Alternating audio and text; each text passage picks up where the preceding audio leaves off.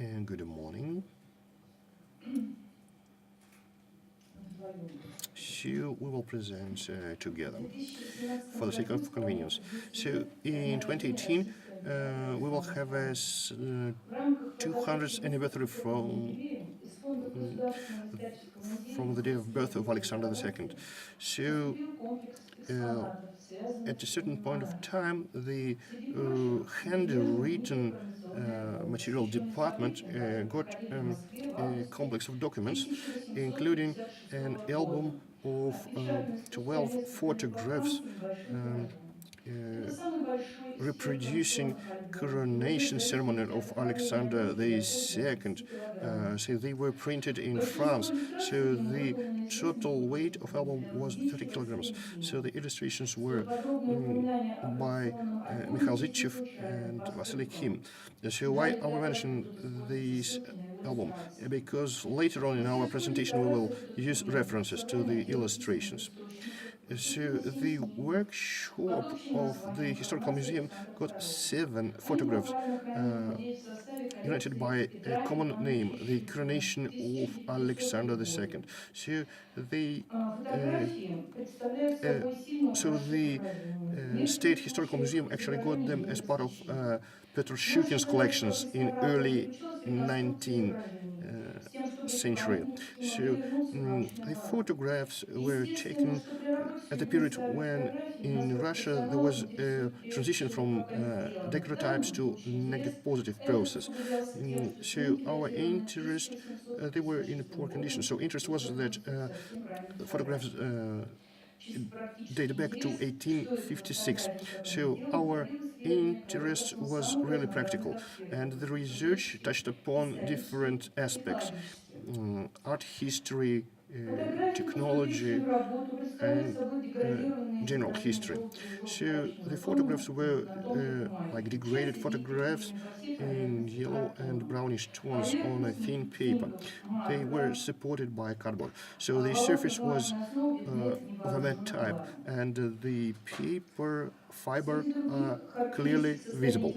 Among other characteristics of this state are the general contamination, the yellowish color of the cardboard, the folds, also different types of spots and focusings on uppers and reverse, remnants of glue and dark blue stamps and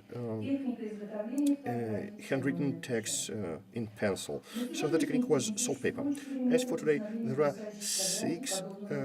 4 methods for recovering fading photographs. So they include chemical, physical, digital, and mechanical. So the chemical intensification is very dangerous for early and rare 1 and 2 layer photographs. So even if this technique was was tested on a similar photograph, so the result could not be guaranteed. For technical considerations, we need expensive techniques. So another goal is timely copying of the photograph. For that, we need special methods for reproduction and treatment. Before digital technologies appeared, the conservation methods were based on process of silver halide photograph using special camera filters.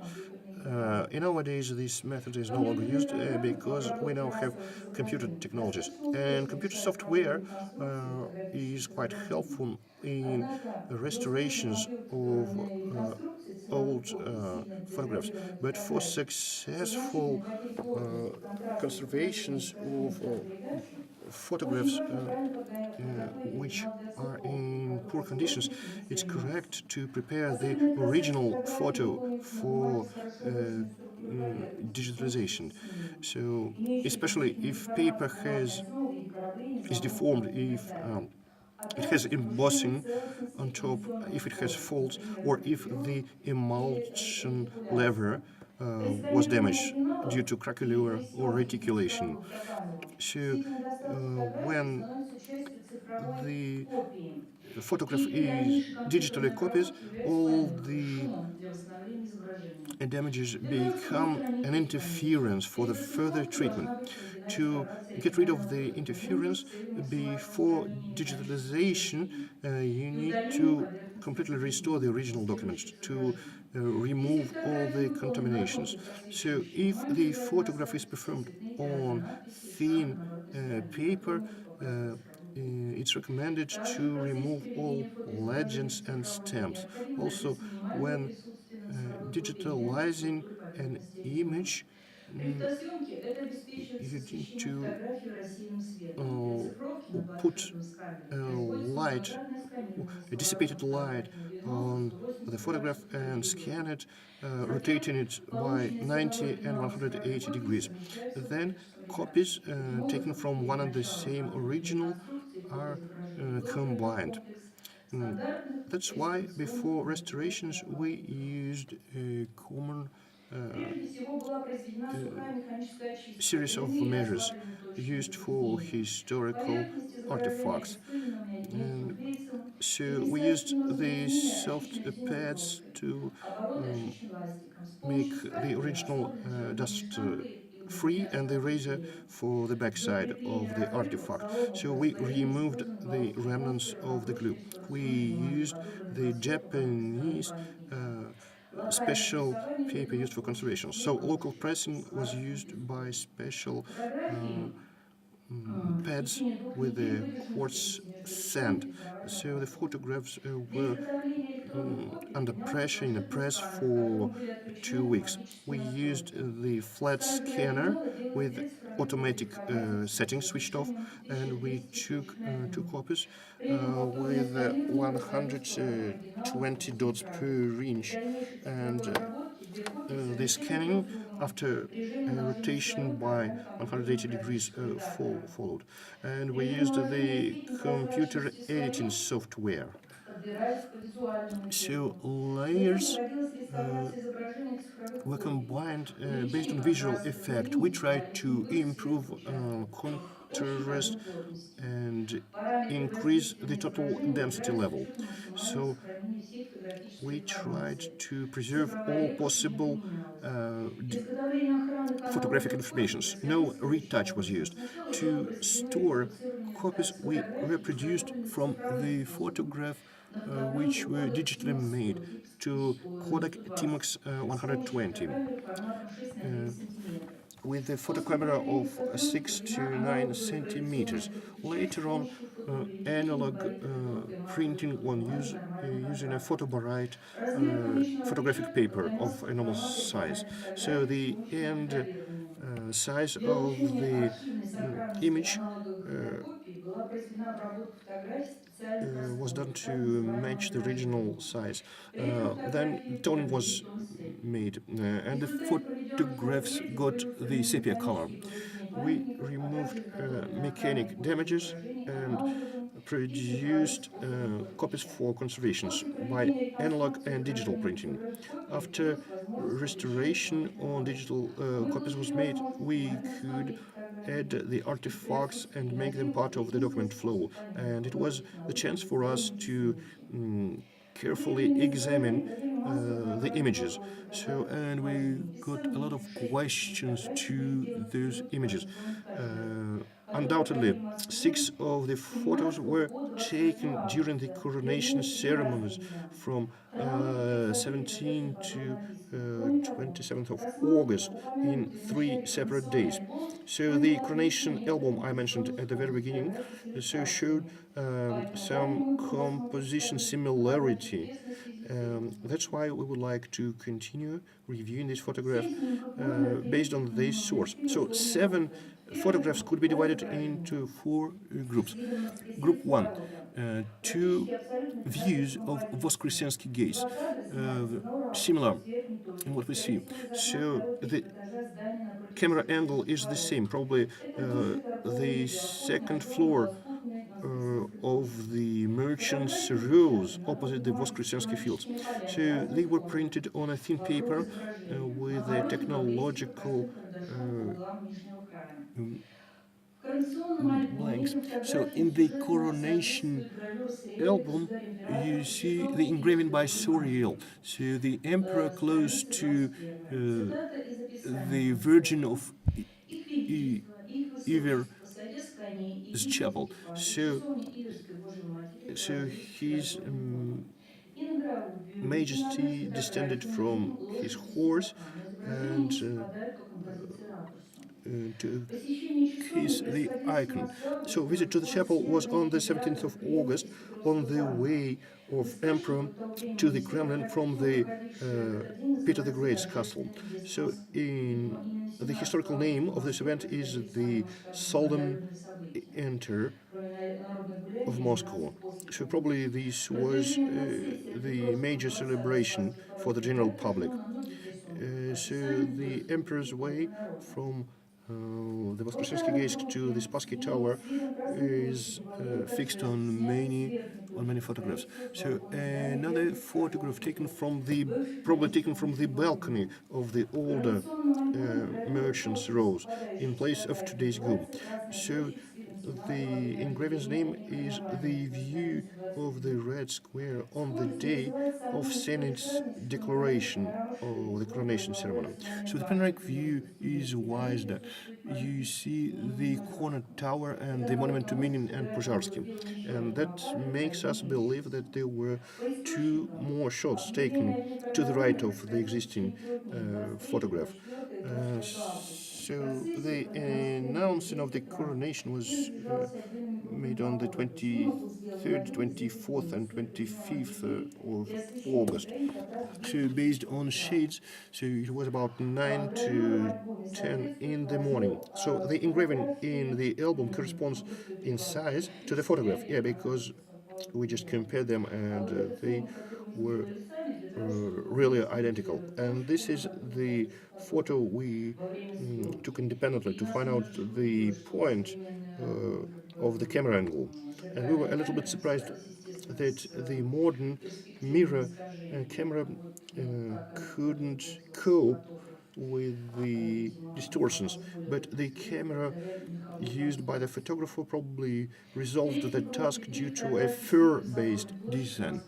So three more pictures with the view of the Dormition Cathedral. So the portal of the cathedral, the Annunciation Cathedral, and the red porch of the Grand Chamber. So photos were taken on the 26th of August, on the day of coronation, from one and the same point, probably from the stand opposite the red porch. So this coronation day is the key day, and the all photographs were taken at Soborная Square, and you see the specially installed stands for the general audience along Ivan the Great's belfry, and the camera angle point is opposite the red porch. You see the entrance to the Assumptions and the Dormition cathedrals, and we could identify this point due to the laws of perspective views. The two photographs, a view over the Annunciation's Cathedral and view over the Red Porch, so they they really reflect what the chromolithograph by Tekel shows. So he joined the team of photographers later. So probably Tekel himself wasn't a witness of the coronation because he wasn't among the intended use of those who worked on the album. Tim and Zich, according to the protocol, were at specially intended places close to the Dormition Cathedral. It's unlikely that they could resolve or their tasks being among the huge crowd, but they had to take these sketches. Due to technological reasons, it was not possible to take the sketches inside the cathedral. So the angle of the Dormition Cathedral is a little bit different compared to the Zichy's engraving on page 44. Both on the photograph and on the engraving, you have a lot of similar points. Comparing the two images is really stunning. So although they don't look similar, there are a lot of funny coincidences. For instance, the gate doors, they actually coincide in their appearance and the way the doors are open. But on the engraving, the author changed the angle of the image of the Dormition Cathedral wall. And one interesting thing to note, the canopy you can see on the photograph. Yeah, the artist depicted it straight in front of us. And if you would examine these images carefully, you would find a lot of interesting coincidences, which is makes us think that a photograph was used for the artist working on the engraving. A person touching the cathedral's wall, well, it's unlikely that somebody would that it would be a fantasy. A funny person to the right of the entrance, and also a grenadier's fur hat, and a lot of other examples which prove that the photograph was used. You can make this conclusion independently. And the icon stand of the Dormition Cathedral in the Moscow Kremlin. Yeah, on the back side you see two crosses. So, and the interior details were drawn by a pencil taken from the floor of the cathedral. So it coincides with the photograph by Tim. So this photo could be taken during several years while work over the illustrations was going on. And there is a question, why? What was the reason for taking these photos? Like as a support materials for the artists. So the photographic photographs of that time also served to this task. So what auxiliary process was used for the Coronation photography? So we tried to restore the events from the point of view of a modern day photographer. So the procedure was like it is today, so to get accreditation to find the most attractive point and select the equipment and the materials given the natural light condition. So in 1916, so glass negatives started to gain popularity. The downsides were the fragility of glass and the weight of the equipment. So in reference books of that time, there were discussions over the advantages of different types of negatives. However, in 1850s, the wet collodion process was predominant, and there was like a mobile laboratory use. So based on the logics of a photographer, it was a progressive type of a person. So the most advanced state-of-the-art technology should be used in the process. And in this case, a wet colonial process is preferable. Continuing studying the work of those times, we learned the exposure time, and in good sunny weather, it was from 3 to 1 second. For slowly moving people and static public, that is pretty admissible value. And the Coronation Day was pretty sunny, and the 7th of August, when the resurrection gate was shot, was not that sunny, therefore the photograph is of less quality. Maybe to use less exposure time, the photographer compromised using the camera with like stronger lens but of less quality. And he maybe exposed the image for a less period of time on purpose. Here we can see Tehil's photo, and the photographer was indicated by a cross on the square. Is one photographer enough? If the images were done of wet clouding technique, there must have been an assistant who prepared the plate. And in the photo we saw the red porch of the chamber where people stayed for some time.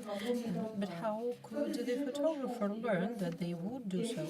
How could vibrational floor be avoided? Theoretically, one photographer could have done it, but if a wet colloidal technique was used, this photographer must have used the special mobile lab.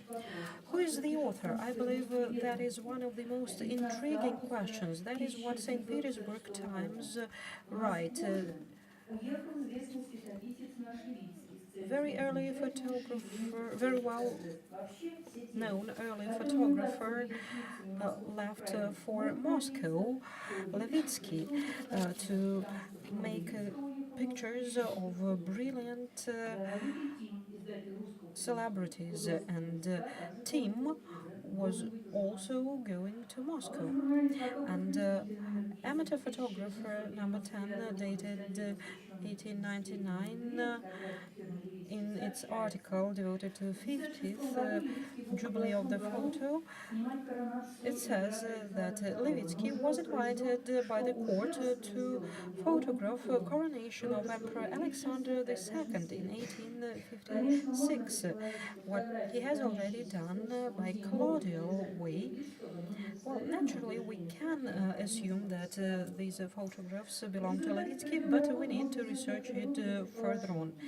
We can make certain conclusions. The unique nature of the photos is undoubtable, and so far there are the only known photo document of Alexander II coronation. However, there are certain doubts and questions. The technology of negative and photo shooting is not disambiguous, because using the dry plate in sunny weather, the time could be 5 or 4 seconds. Wet or dry collodion could have been used. Different photographic and optic quality, as well as the difference of the format of the image window, presuppose using of different photo devices.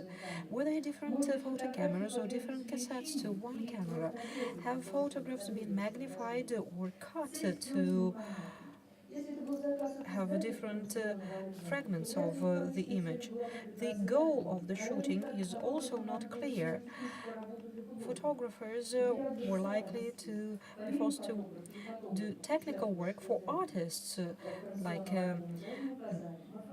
just a draft morphology of a photographer, the size of paper and similar artifacts in printing, and pencil inscriptions make us think that 4 shoots, the view over the resurrection gate, 2 pieces, the Red Square and the Assumption Cathedral, the interior, were printed simultaneously. And the series of Cathedral Square is of highest quality, both photographically speaking and representatively speaking. And 3 photos of this series were also used by artists in their work. And after over 180 years have passed, now we are allured to call these photographs the first Russian photo chronicles. However, they obviously were not thought up like those. And now I would also like to mention physical ways of conservation. Bearing in mind the unique nature of these photos, we might put forward additional conservation program using science-intensive technologies like neutron activation, X-ray fluorescence, multispectrum shooting, and terahertz scanning. And all these ways are being developed and applied since the mid previous century, and they are all applied to fading negatives and positives of Talbot. And to conclude, I would like to show you Tim's illustration from the Coronation album, the red square. So we noticed these 2 persons in left bottom corner. One of them has an ordinary box on his back, and looking for through different documents, we found one that it was a mobile photo lab. So we can identify different details, and this person resembles of Tim, by the way. So that is the work that we have done. And the second person is either Zichy or Levitsky, so you might get this